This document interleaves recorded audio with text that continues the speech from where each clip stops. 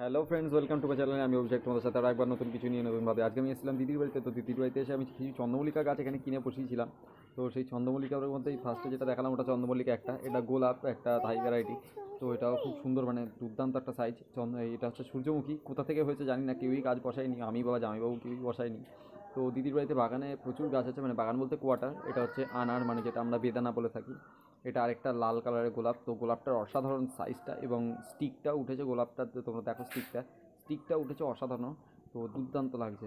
এটা কিছু ছোট গোল্ড কয়েন, ইনকা গাঁদা বসিয়েছিল, গ্ল্যাডিওলাস 3-4টে ফুটে গেছে। তো আর এদিকে রয়েছে তোমার বেগুনটা একটু আমাদের দেখাই দাদা কাছ থেকে। মানে এগুলো প্রত্যেকটাই দাদা করেছে নিজের হাতে। তো সত্যি সুন্দর হয়েছে। দেখো ছোট ছোট গাছ, বেগুনে ভর্তি পুরো।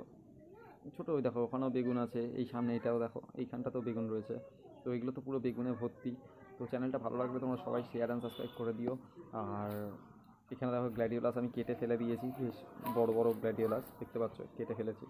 তো আজকে চলি, আবার দেখা হবে নতুন ভিডিও নিয়ে কালকে নতুনভাবে। তো ভালো লাগলে চ্যানেলটা সবাই শেয়ার অ্যান্ড সাবস্ক্রাইব করে দিও, সাথে থেকো। Good night.